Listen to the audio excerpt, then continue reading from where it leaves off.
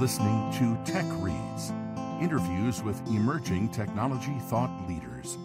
Our sponsor is SoftTech, the premier technology trade association that has been serving northern Santa Barbara and San Luis Obispo County since 1997. Our mission is to create SoftTech moments where people connect, explore ideas, and create new business opportunities. Learn more at softec.org. Today I'm very excited because we have a new author with a new book. Actually, is this your first book, Tom? It is. Okay, excellent.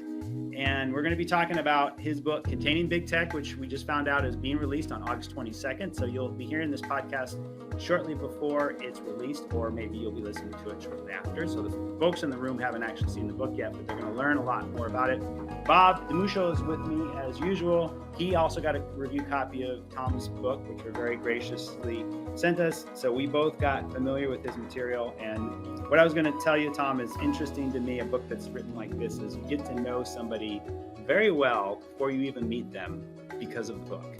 And like we understand your values and your virtues and way more about you. And I think that that's a cool thing an author has the ability to do is to connect with readers in an intimate way before they've even met them. So by the time we meet you, we're like, heck, I already know Tom. This is the first time I've talked to him. By like reading the words that he's put so much passion into. So this topic actually and piggybacks on our last Tech Brew, which was about artificial intelligence, which was a very lively discussion. And it is an interesting time in our world, probably one of the most interesting times we've ever had for lots of us. And I kind of feel like it's the birth of the internet again. But now we know there's much more at stake than we did, I think, back when the internet started. And we've got a few guests in the room with us today. So if you guys have any questions, the camera's right there. You can walk over there. But why don't we jump into it? And Tom, why don't you just give us, the quick elevator pitch on what the book is about, why you wrote it, and what you hope people get from it. Great. Well, thanks for having me on. So, yeah, I'm a Silicon Valley-based entrepreneur, investor, and do some policy advising. And I wanted to create a simple and comprehensive look at the issues concerning big tech that maybe some of the non-technical people or folks that don't live and breathe this stuff every day, that they could get a better understanding of some of the issues, some of the concerns associated with big tech. And then the second thing is that as we face AI, we face the constant collection of information, I also wanted to provide some solutions that we as individuals could use, or even policymakers could put forth. And then finally, there's just been so much stuff, and you mentioned this before, there's kind of this whole AI revolution. Even though AI has been going on kind of in the background for say 10, 15 years, it's really come to the forefront. But we also have other stuff like TikTok. We've got some new laws, including in California here, but also in Europe, and stuff being considered in the US. And so I really wanted to have the latest and greatest be reflected in this book as well. So those are some of the motivations and kind of the stuff that's in it. And you are personally involved in some of the legislative things that are going on. Why don't you talk a little bit about your political involvement? Yeah, sure. So, Brian, you were obviously been in the tech industry. I know a lot of your people in the audience and will listen to it are in the tech industry, or interested in the tech, or have businesses that leverage technology. And so I've been in Silicon Valley, oh gosh, close to 30 years now. And historically, I started my career at Oracle, and so I worked for large tech companies and did the startup things, et cetera. And in my last job, I was fortunate to found and be CEO of a company called Centrify. It's a cybersecurity company. Grew it to $100 million. It got acquired. And then as I was taking time off, I really wanted to learn more about privacy, and then really rolled up my sleeves because I'd always been exposed to it, but really wanted to what are people saying? What are people doing? And then I got involved with a guy by the name of Alistair McTaggart. He had a California proposition in 2020 called Prop 24, which was the California Privacy Rights Act, or CPRA. And I actually hooked up with him, and then for 6 months, I was a full-time volunteer working on that campaign. In effect, I was the chief marketing officer, and that passed. And then that kind of gave me the bug of, look, California, not only do you have direct democracy with propositions, but if you get to know a politician or have a good idea, they'll listen to it. And so I'm very fortunate that my local state senator, Josh Becker, likes me. He listens to me. And so most recently, I actually proposed to him and co-wrote a bill, which is Senate Bill 362, called the California Delete Act. And it passed the Senate. It's working its way through the Assembly as we speak here at the end of July.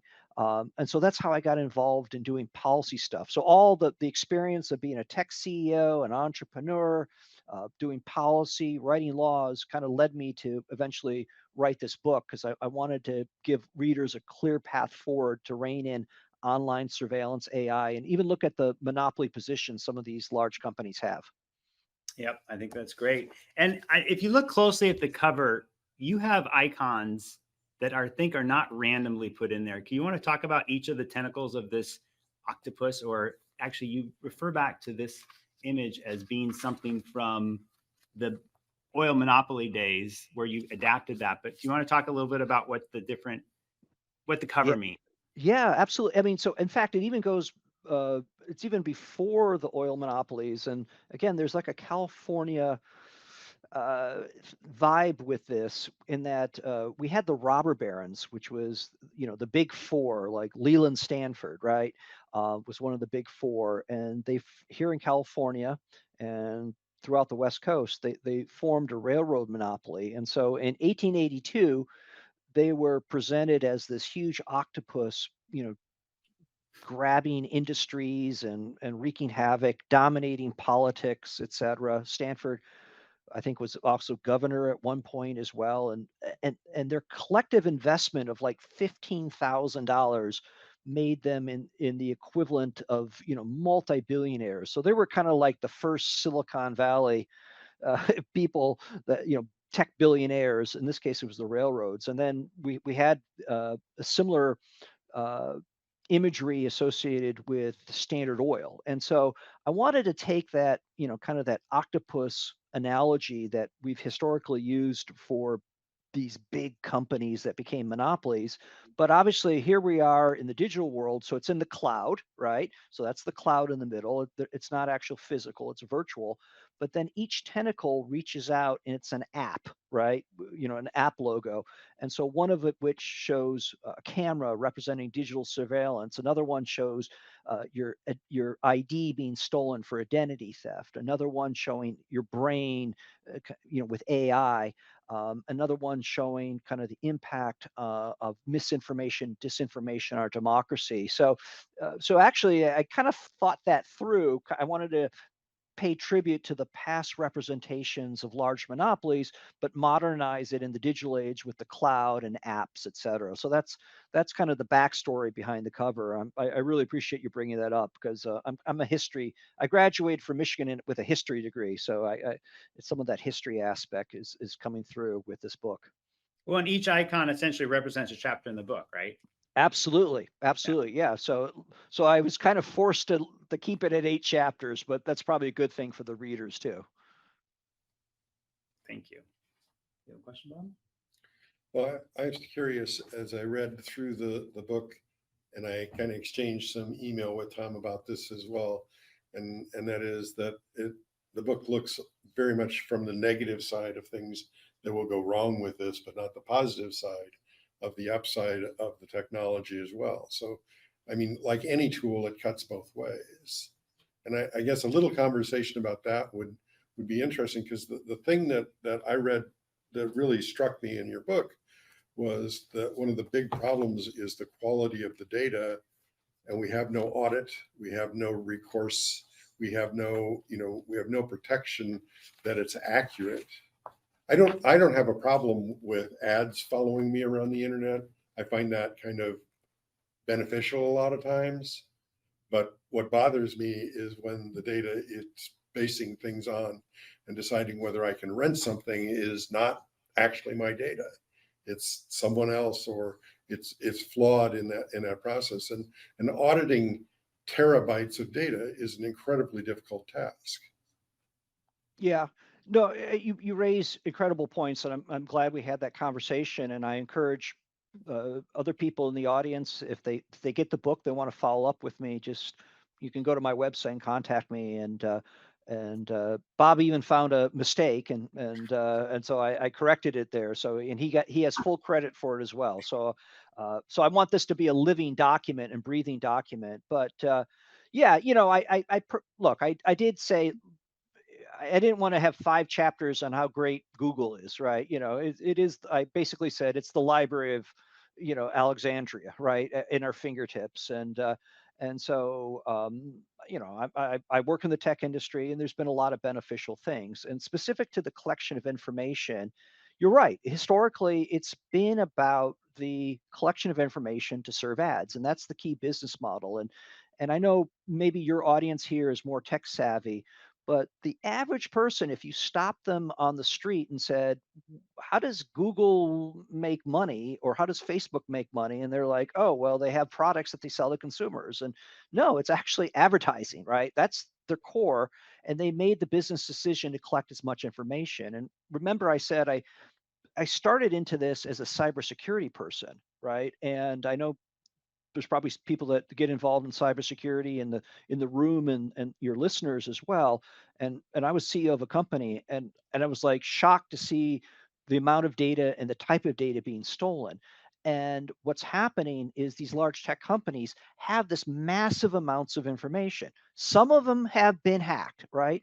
But also that there 20% of security breaches involve insiders, and there's been some horrific internal issues associated with that data collection. So the first and foremost thing that kind of got me interested in is the whole identity theft issue associated with the overcollection of information, that hackers can use this information that they can get to better fish you. They know they send you a text because they got that your phone number, and they know personal things about you, et cetera. And then it's led to other issues, that actually these companies have been found guilty. So the same technology that can serve you an ad, say for example, um, you're a young woman, single, and has young kids, and maybe you're a diaper manufacturer with a more affordable diaper. You want to target those people, but unfortunately, that the same thing that can be used to target you, to serve that demographic, can be used to exclude people. And Bob, you're absolutely right. It turns out a lot of this data collection that happens, if I go search a website for something, a disease that I think I like, oh my God, what's this red thing right here? I must have cancer, right? So I Google cancer on the skin, and all of a sudden, people think I have skin cancer, the advertisers, et cetera. And that can be used against you down the road, where that someone may want to discriminate based on, I don't want to hire someone that has cancer. And so I think the fundamental issue is that with this behavioral based advertising, I'm not talking about contextual ads. We've always had contextual ads where, like in newspapers, you went to the travel section, there was, travel agents had ads right there. I'm talking about advertising that follows you based on your personal information, to different websites. And I just don't think it's healthy to do that for kids, right? Because kids are, I mean, when you and I were kids, we watched TV cartoons on Saturday, right? And we were inundated with ads. These ads can now be personalized and really nudge and shape kids in ways that we may not want to have that happen.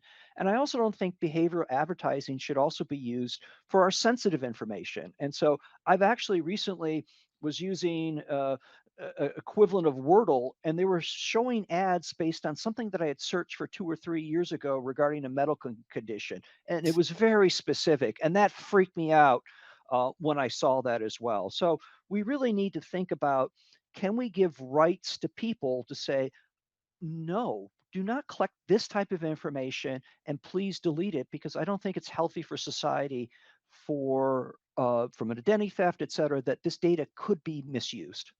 Well, and as you said, we as technologists understand more about how they're collecting this information. It's really scary, especially an older demographic that are being targeted by the scammers and being exploited. And there's money, billions of dollars being stolen from our parents who click on the first link that pops up when they do a Google search. And Google is not verifying that that first link is not a scammy company, because oftentimes it is. I mean, you can do this with Amazon publishing. It's happening right now. A client of mine clicked on the first link. It said Amazon Publishing Services.com. She's like, well, this must be Amazon. They took $600 from her to publish her book, and she never heard from them again. That was an ad that Google was allowing them to run for a search term. But Google has no responsibility for driving her to that first click. It seems to me that she should be able to sue Google, because you're the ones that didn't filter out that this was an Amazon. So as you said in the book, it's, in America, it's profits over people. And, at the end of the day, that's what rules the roost. And especially with these big companies that are, in the best interest of the shareholders, not in the best interest of the users. Yeah. I mean, look, I'm not proposing that we implement airplane type security where, there's very rarely an airplane crash, but there's just, TSA to get through, and there's, all this testing and all that stuff, right? But we can have the equivalent of the type of guardrails associated with automobiles, and like requiring seatbelts, right? Requiring that manufacturers put airbags in it. And people don't complain about like when you and I were kids, we were stuck in the back seat. Put the seatbelt on, right? I mean, but if you had a grandkid, would you put your 3-year-old in a seatbelt? No, you would put him in the car seat, right? Right, and strap them up and have them face backwards, right? And so I think the thing is that for the last 20, 30 years, is that these tech companies have been completely unregulated as it relates to what they can do with our information. And I think it's and people are completely ignorant of that, and it has these negative consequences. And what I'm just simply trying to do in this book is like, hey, I'm here in Silicon Valley, just like you, Brian and Bob. You know what's happening, right? And we can accept it. We can kind of maybe you and I wouldn't click on that link, or we may not fall for that scam or whatever. Or we know to go to Reddit and search for that company. Exactly, but other people do not do that, right? And the average person doesn't do that. And I'm just simply saying, like, I want people to be aware of this. But the other thing is that I also want to provide solutions. And like, for example, the solution is like on iPhone, turn on app tracking transparency. Stop the third parties from collecting your information.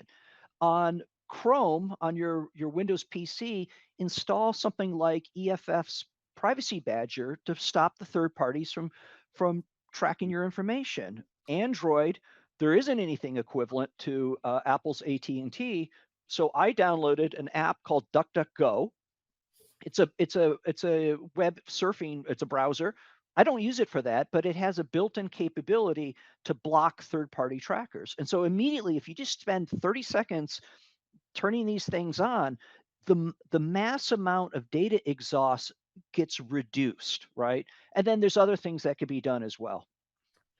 Yeah, my question, especially when you get to the chapter on children, which I think is a big deal, is that there is a balance here that nobody's really talking about, in that if we identify children, you create an exposure. And if you don't identify children, or if you identify them, you're violating their privacy. I mean, there's this privacy and data conflict that nobody's really talking about to any degree. I wonder what your observation of that is. If you require identity on the internet, which you don't have today, you're going to end up identifying children that bad people can target. You're going to end up, a lot of the value of the internet has been that a lot of the data doesn't know who you are. Are you 21? Yes. Yeah. Are you 21? Yes. Show me ID. Yeah, I mean, look, I have so many profiles on Google that I have every age range covered. Child, a senior citizen, everything in between. well, look, the reality is that if you knowingly if you have a product that you know is going to be used by children, that there may be some capabilities or features that you should have um, that you should enable for those people. And we'll talk more about I'll talk in a second, but let me give a specific example. I do not think it is good that a child should get notifications at midnight, 1 o'clock in the morning that someone's doing something on a social media network. I don't think it's good that a stranger can message a kid on a social platform, right? And those are things that until recently, until pressure was put on, that was allowed, right? And that causes a lot of issues in terms of uh, stalking, cyberbullying, as well as kids just being completely whacked out because of the technology. That it leads to issues such as depression or poor performance in schools, et cetera. It's also So breaching their privacy to a large degree. well, You're telling the outside world that they're a minor. yeah, well, but here's the thing: what you can do is there's a workaround, which is these tech companies they're smart enough to know that I, without knowing exactly and without them revealing, the tech companies can figure out if it's actually a child, right? Based on, like in social media, every kid puts their high school down. They may say they're 21, but so they can connect with people. If you grab your kids, I mean, I got 3 kids, right? They put down their high school, their college, right? That's where they're currently at.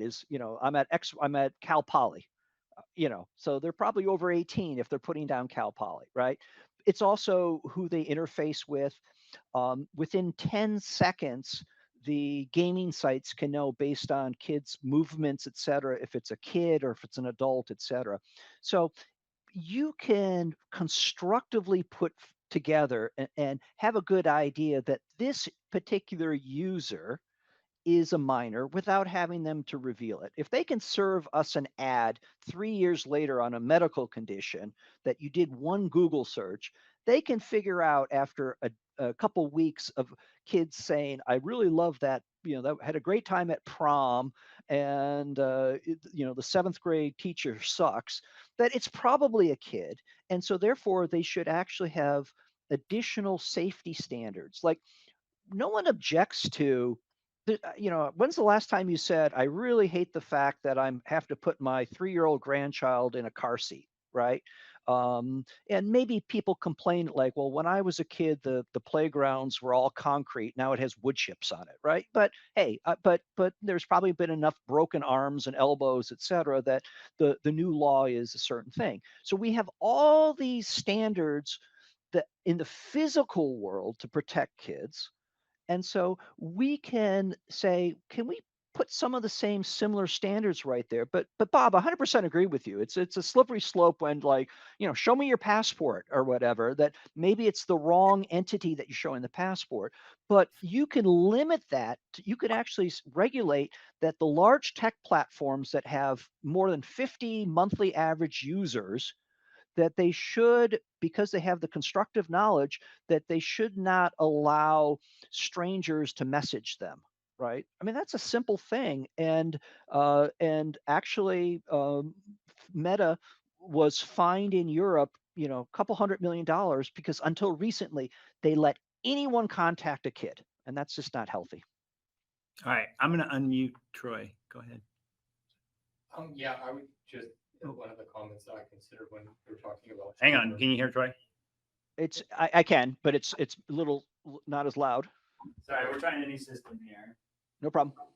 Okay, now go ahead. I was going to say, in the context of, We can't do that. okay, stop. I'll mute. Turn the microphone towards it. All right, sorry, Troy. Let's try this again. Or just say, what one of the the constructs here that you're referring to is as far as a behavioral tracking, which is done quite easily in the context of a profit motive, which is to serve you an ad, right? There's behavioral tracking that's happening all the time in most situations where, let's just say, someone as a minor is logged in some shape or form, and you may check the box that indicates that you're a certain age. However, the digital footprint or the exhaust that exists, for example, I'm mad at my 7th grade teacher, other examples that you had mentioned, those are also signals. Those signals could be leveraged, for example, to create those guardrails that you're referring to, right? This person doesn't appear to be of legal age. So, there are, if I'm going to use the technology, there's other ways to leverage that technology and that data set to create a safer environment for minors, which unfortunately there's no profit motive there, right? The profit motive exists to serve as many ads or as many things as I can. And so I will lean on the positive side here. You're referring towards, opportunities around legislation, and California is, I would say, very much thought forward to that. That negative connotation could be turned around, right? Even in the tech world, it's like, look, maybe there's a way for you to override, but it appears that this is a minor that is accessing this information. So therefore, let's create some guardrails automatically. Was just a thought or a comment that came to my mind. Yeah, no, that's a great point, and I agree with you that the tech that look, most businesses don't want regulation, and we've given them zero regulation, and if you look at various metrics, you look at the suicide rate has gone up, the depression rate has gone up. Is it 100% based on tech? I'm not saying that, right? But a lot of this has to do, but there is studies that shown that people's self-worth is not as strong because of what's happening in these platforms. And so I just think that we should, especially when it comes to kids, that no one objects to some of these physical guardrails that we put up to protect kids, and there are ways that we can put up some digital guardrails that doesn't violate people's privacy, that could actually just maybe address some of these issues. Like the big issue that I have with some of my kids is like lack of sleep. They're up, right? And it doesn't work to their advantage that they're getting notified at 2 o'clock or 3 o'clock in the morning from the one friend that's up, right? And so there could be some guardrails put up in terms of when people can get notified, et cetera. So those are just examples right there.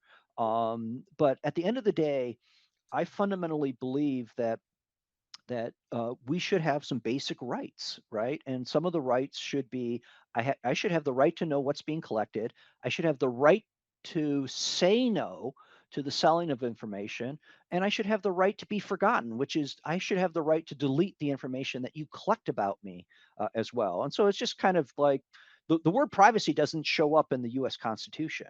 Now, luckily, it's in the California Constitution. But I think we should have some, a modern day Bill of Rights as it relates to privacy and AI. Hey, Tom. Hey. I haven't read your book yet. I did just get the audible version of it. It looks great. Oh, thank you. My name is Shane Weddle, by the way. I'm curious. I have 2 young daughters, ages 9 and 11, and they just went through human growth and development at their school. Well, the older one did. And then a few years before that, right before the pandemic, in the STEAM classes, there was an effort to try and get them to also have a digital it was a very short class. It kind of fell apart because pandemic came along, but it was something they were trying at my local school. Is there, within your book or your research, have you seen anything with education at a young age for kids to start? We teach kids how to drive cars as young adults and whatnot. We do all these things with education. do you see that within, we even teach them programming, right? But do you see Yeah. anything with safety of the internet coming along within the education system? Not really. Actually, that's I'm glad you brought that up because I'm actually thinking of potentially doing something like that, which is like create some like a free online course or something like that. But the thing is that um, kids are so trusting, right? And and that leads them to vulnerabilities, and they should be taught like, hey, you do need to not make your social profile to be public. It should be private, right? Right. You should not post, certain photos We that teach could them be, other safety in the world, right? We yeah, try to teach them other things about yeah. anything you name in school that we teach. Yeah, It's like don't do something with a stranger, right? Don't talk to a stranger or right. don't, etc. But like, oh, I got a message from Phil Smith. Sorry, Phil, if you're out there. Like, oh, let me reply, right? So yeah, I agree It'd be with nice you. to see education be a part of it. But there's also a cybersecurity aspect of as well, which is that like there's a lot of phishing, there's hacking. I also think that kids should also be taught like not to share their passwords, have the same passwords, etc. So I do think, look, we are in the digital age, right? And I 100% agree with you that that there should be some sort of education, just like when you and I were probably in school, we had to do home ec, or not home ec, was it shop, right? We cut the pieces of wood and all that stuff, and that was great, right? But we should have the equivalent, and people also took home ec courses, and I agree with you. I think there should be just kind of digital education. That covers privacy, cybersecurity, etc. Because otherwise, kids are very trusting. And I agree to piggyback on that. This thing about Biden wanting to get internet to the entire country, especially the underserved, as we can all say, undereducated groups and minorities. The problem is they don't have any training on how to use technology. They're the most like vulnerable in my mind because they're uneducated. You're giving them access to the internet. You're opening them up. They're not going to have any wherewithal on how they're being tracked. There's no guardrails. You're exploiting. They're opening up for exploitation at a massive scale. And that scares the hell out of me because while I'm all for equal rights to access and information, you have to educate people. And I think what you're tapping into is the literacy, like cyber literacy. There should be a whole initiative that goes with that. Because if you're going to give them those tools, you better tell them what they should and shouldn't be using those tools for.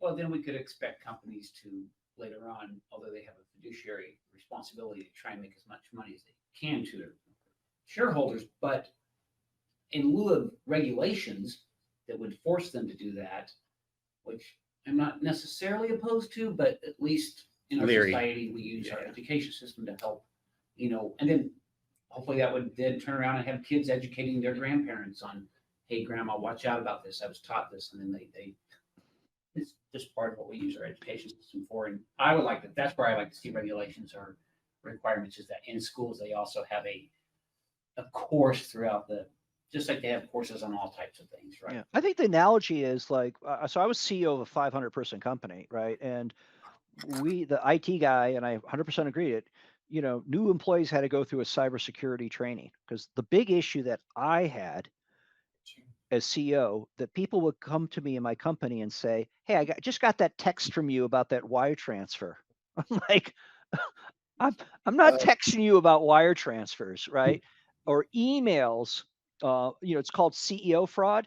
That one morning I was walking through, got into the office and someone poked their head and said, "Hey, Tom, we're almost got that wire transfer, $150,000. We'll kick it off." I'm like, "What?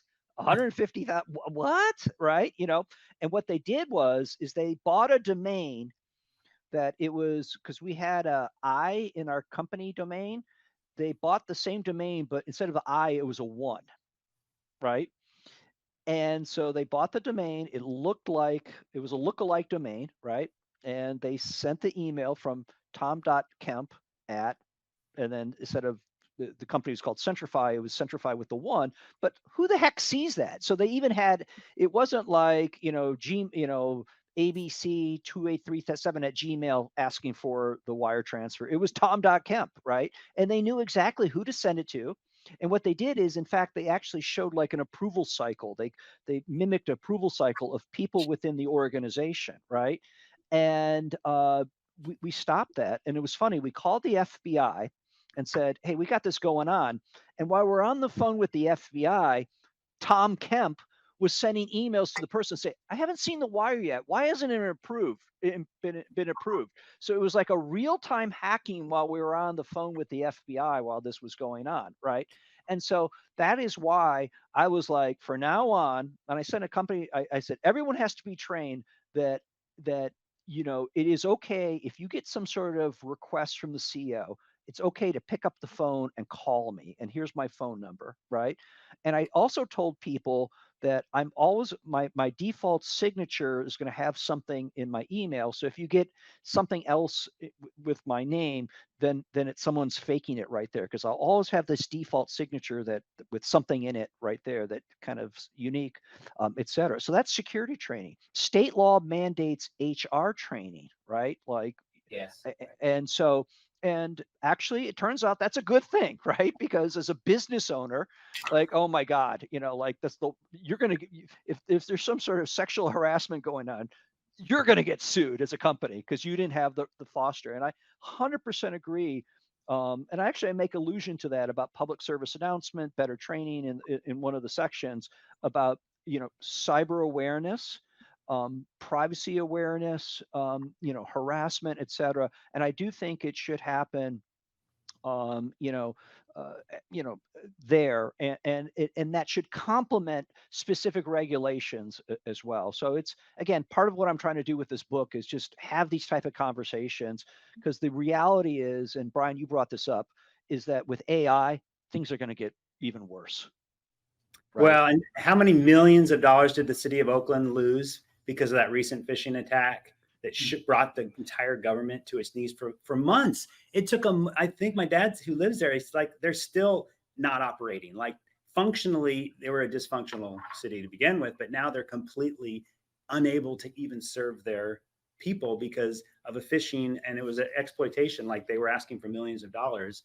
Yeah. So I hope that they serve as a model to other city governments, because at the end of the day, it's our tax dollars that are being abused and wasted. And you think this isn't going to affect you? Like, no, we're all in the cyber world together. We are all going to be affected by this, even if you do everything right. Yeah. All it takes, and again, I bring back my parents and many people my age.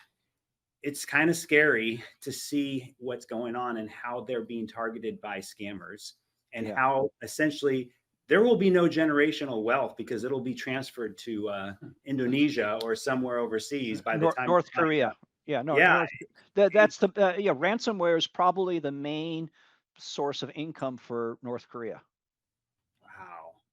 But Tom, doesn't it concern you that the policy and procedure process that you're talking about, building the regulation and that kind of stuff, is being put together by the least literate group cyber literate you can probably come up with, which are the political class who's out to do 6-second sound bites? And this is a highly complex problem. The regulation can have unintended consequences, and we always get them because no one thought about all the ways these things could happen. Because they weren't technologists. Right. Yeah, and so you have the least literate writing the rules. But that's why they got Tom. That's why they got Tom. Well, actually, but you know what? I've personally, go ahead, Bob. Yeah, no, but you raise a great point, because there was that famous Orrin Hatch, said to Mark Zuckerberg, so how do you guys make money, right? And it's like, Senator, we serve ads, right? And then the other thing was that most recently they also had like the Google CEO, et cetera, and this politician was complaining that his basically spam emails were not appearing, and then like the CEO said, yeah, we created this promotions tab inside Gmail, so it's not showing, you're still getting the emails, it's just in a different tab up at top. And then there was another incident where, someone was railing against, an iPhone, and he was asking that the CEO of Google, and the guy's answer was, Senator, we don't make iPhones, right? So I agree with you, but what I have seen is, in defense, is that there has been some significant kind of upgrading of the technical skills of the staff and the people trying to make this happen. And so I did work on Prop 24 here in California, the California Privacy Rights Act. It does create the California Privacy Protection Agency. I've worked with these people. I know these people. These are the top people.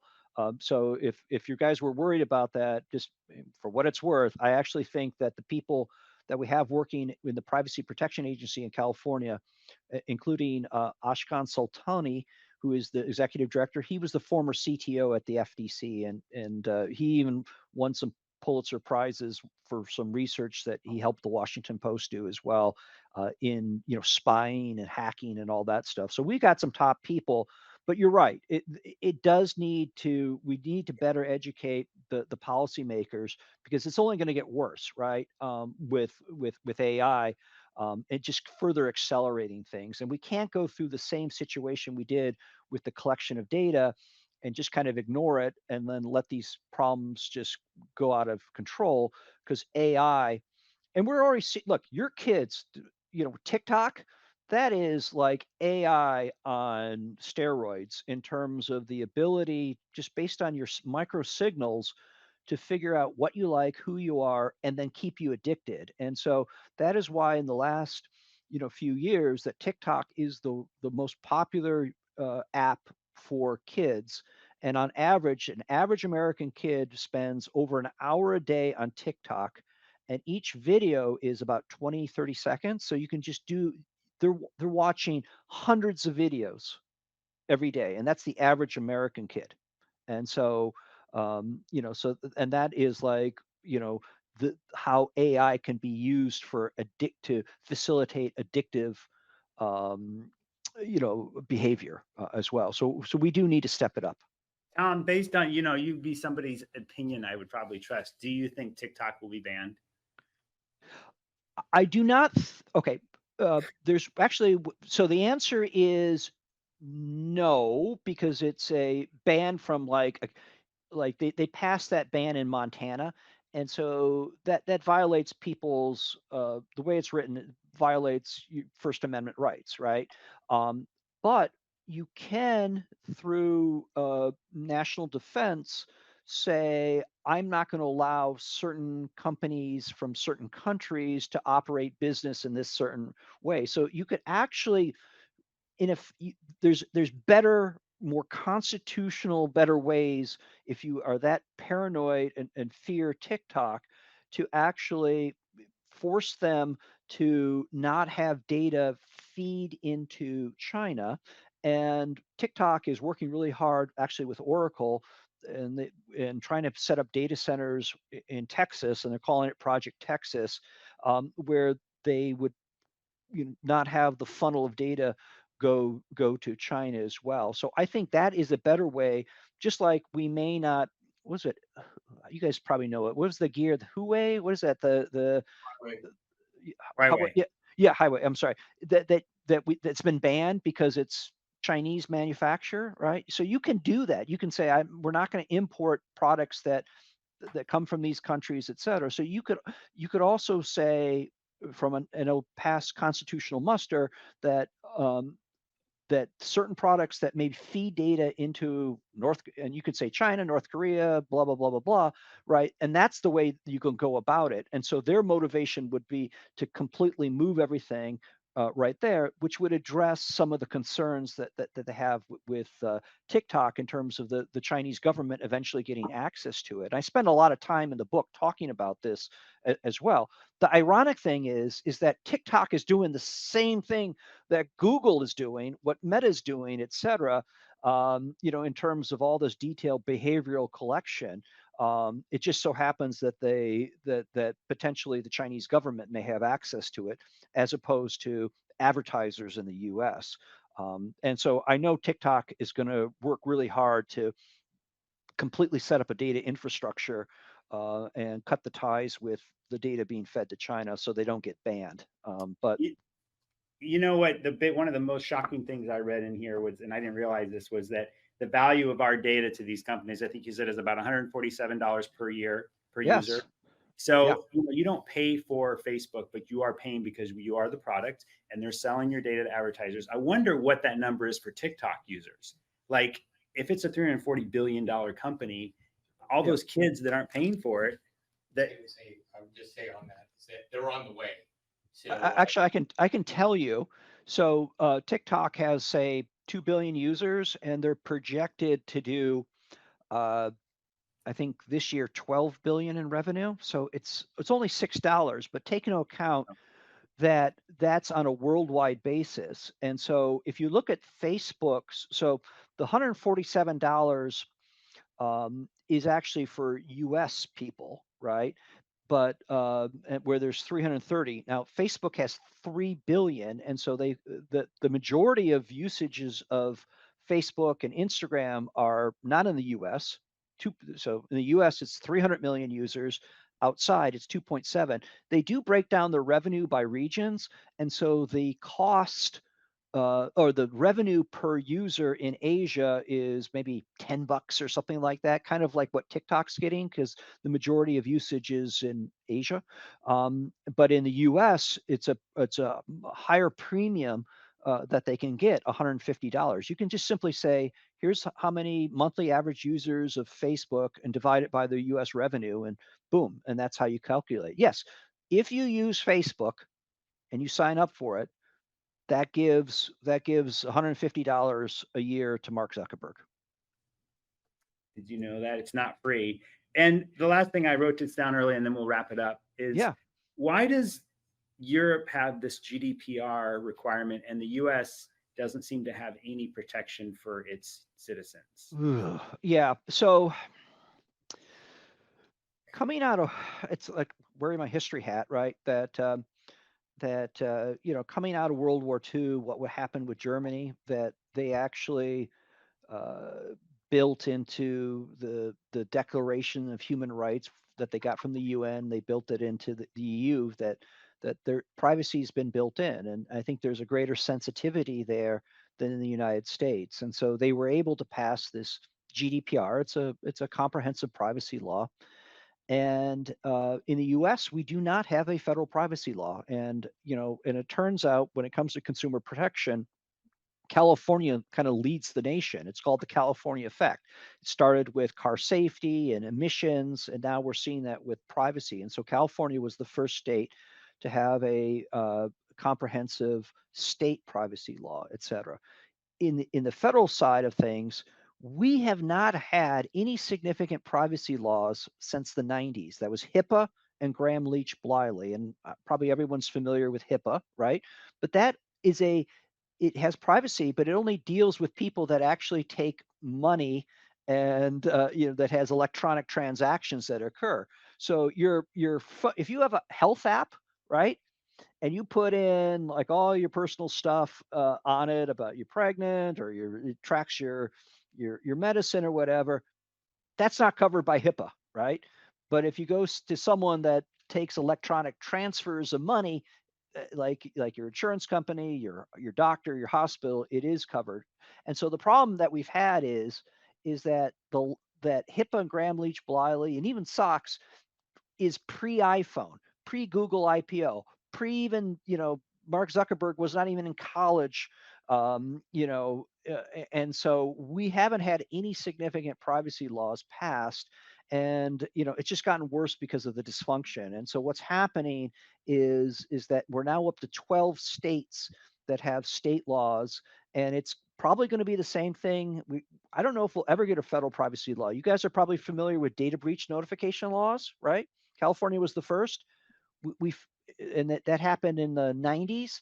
Like a year or two ago, finally, like Mississippi had they became the 50th state. It only took them 15 years, Mississippi. Woohoo! But they finally got a data breach notification law. So now we have 50 different data breach notification laws. So if one of your guys' customers has a big operation in Mississippi or whatever, and they get breached, they got to follow different rules, right? And unfortunately, that's probably what's going to also happen with privacy, because we do need a national standard. But the reality is just kind of the dysfunction that we have in DC that won't have this happen. So, but maybe, hey, maybe you can hand your congressman or senator this book and say, hey, look at Appendix 2. Tom actually in 3 pages spells out exactly what should be in a privacy law, right? Just rip it out, hand it to them, and say, just do this, and that will solve about 80% of the problems that we have right now. So They'll immediately ask whether it's printed in red or blue ink. yeah. Well, Or green. Yeah, agree. we're coming up on an hour, and I want to respect people's time who came and spent an hour with us. But is there maybe some just parting words, Tom, you want to kind of share? And I think that you have a really good intention with this book in what you're trying to establish. And it's not to like bolster you or your opinions. It doesn't seem to be a lot of self-serving things in here. That's what I think I was struck with by the book, is not always the case. Like, you're not trying to sell something to the reader, which is really nice.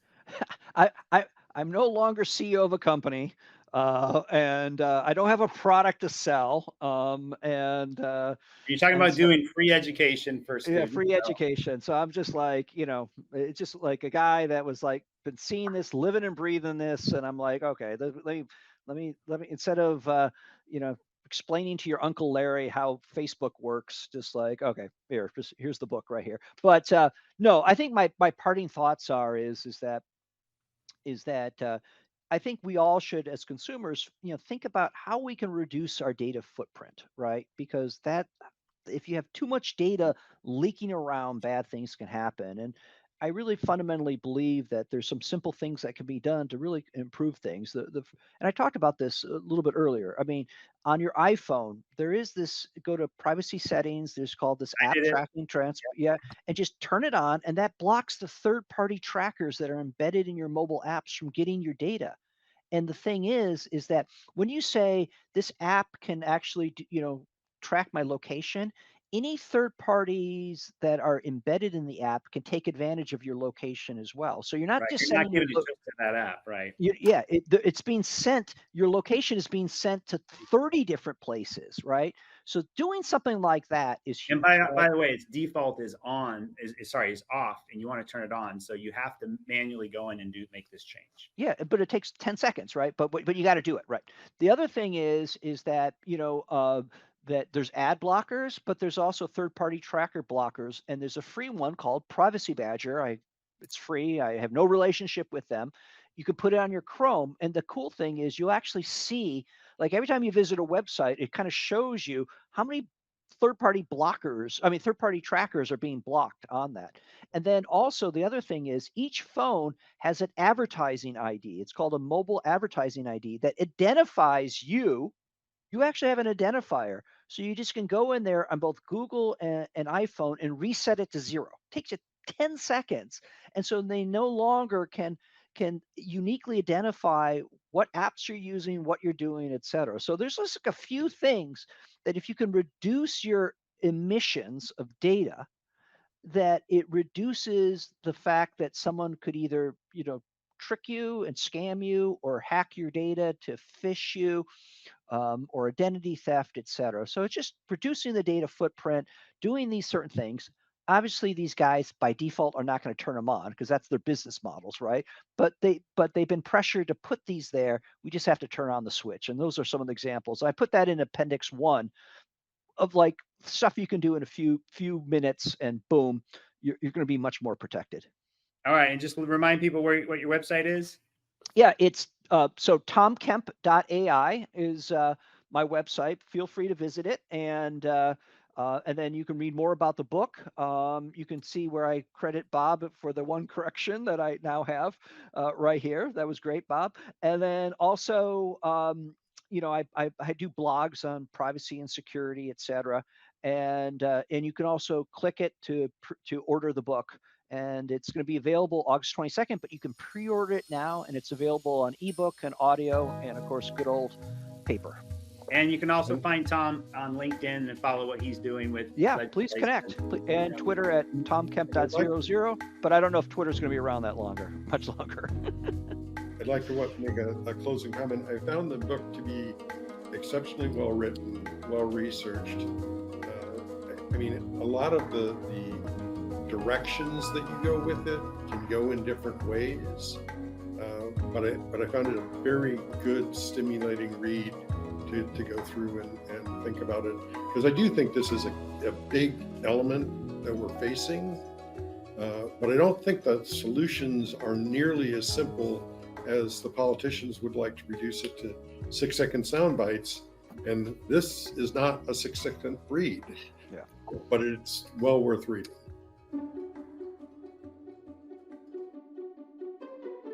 Thank you for listening to Tech Reads, sponsored by SoftTech. If you enjoyed today's show, please subscribe and share it with your colleagues. If you have comments, questions, or want to suggest an author for a future episode, visit SoftTech at softec.org and click on the Tech Reads link.